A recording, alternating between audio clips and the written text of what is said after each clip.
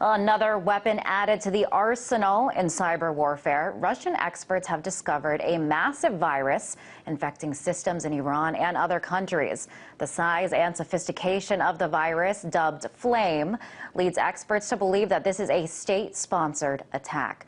The virus appears to be able to collect huge amounts of secret information, and what's creepy is how this can happen.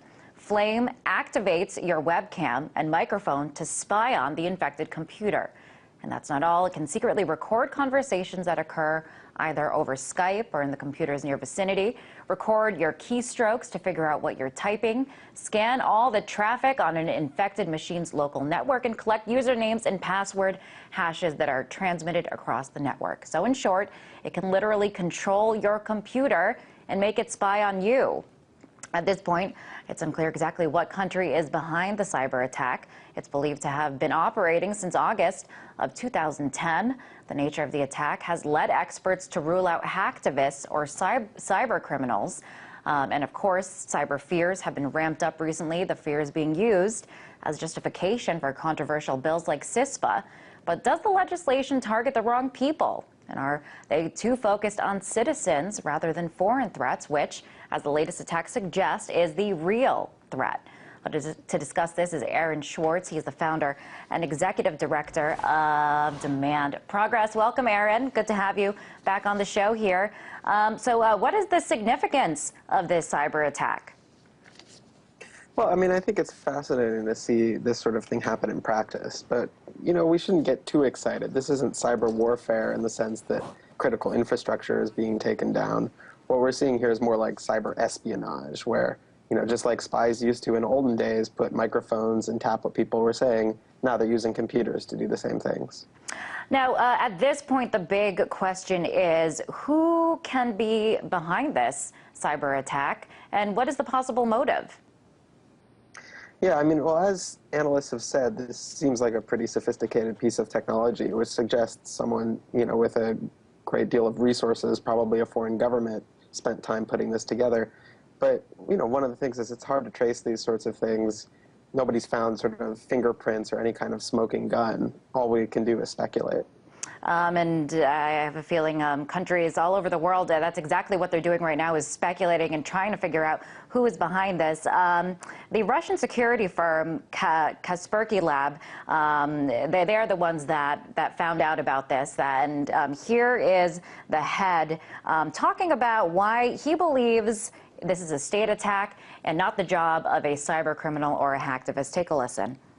We suspect that there is a nation state behind the development of this cyber attack.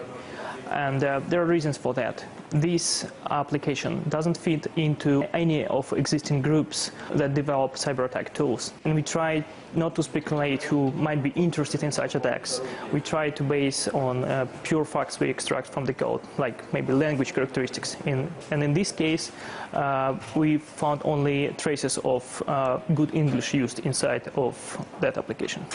Now, that was out of Kaspersky Lab. That is a Russian company. What's likely to happen now as a result of this? How can we expect the targeted countries to react? Well, it's tough because, you know, unlike an act of war, it's not clear who the perpetrator is, and so it's hard to fight back. You know, again, it's more like espionage, where I think what we'll see is sort of an escalation of these quiet activities. You know, if one country is going and spying on people, other countries will feel that they have to retaliate by upping their spy programs. And so we're going to just see sort of an arms race of espionage. It's interesting that you call it an arms race, because a lot of people are saying, well, this is the warfare of the future. And is this just further evidence that cyber warfare is very real, and is the new threat? You know, I mean, I think, again, we should put this in context, right? Google, Facebook, all of these companies are already watching all our emails. They already have enormous amounts of private data about all of us. You know, this is not like a warfare attack in the sense no cities have been destroyed, no houses have been demolished, no hospitals have been bombed. What this is, you know, probably one country getting a whole bunch of data about, you know, government officials in another country. And yeah, you know, if you're that country that they're spying on, it's a little scary and a little frustrating, but it's not an excuse for locking down the entire internet the way some people will want to use it. Okay, so it sounds like you think that this could be blown out of proportion. Yeah, I mean, I think it's very easy for these things to get blown out of proportion, and I think there's a huge military-industrial complex that has an incentive on doing that. Every time they can say, oh, this is another instance of cyber war, the cyber criminals are attacking us again, we're all in danger, we're all under threat. They use those as excuses to push through more and more dangerous laws, which, like we've seen with CISPA being voted on this week, could, threaten all of our privacy. And that's exactly it. U.S. lawmakers are taking notice, zeroing in on the dangers of cyber attacks, and it's paved the way for bills like CISPA. But critics, like you, say it can infringe on the rights of everyday citizens and on our internet freedoms.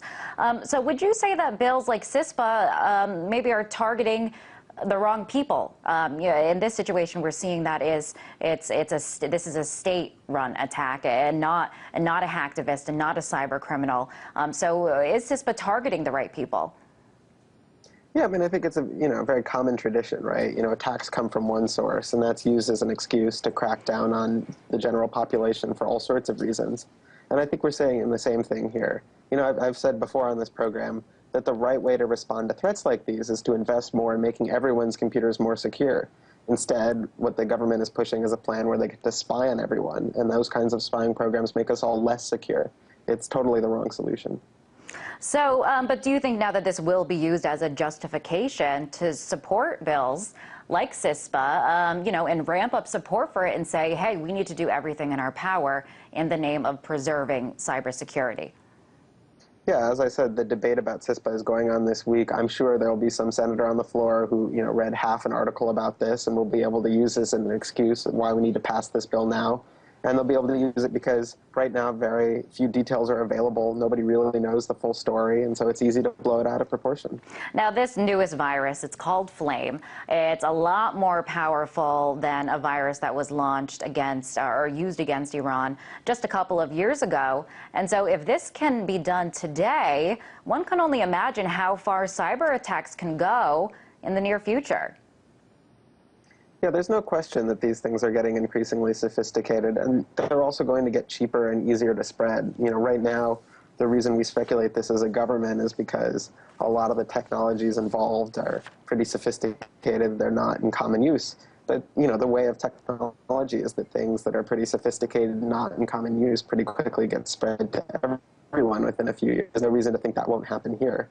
Which is why, if we want to protect against these, it's so critical that we invest in making everyone's computers more secure, rather than continuing to let these vulnerabilities hang out there and keep everyone exposed.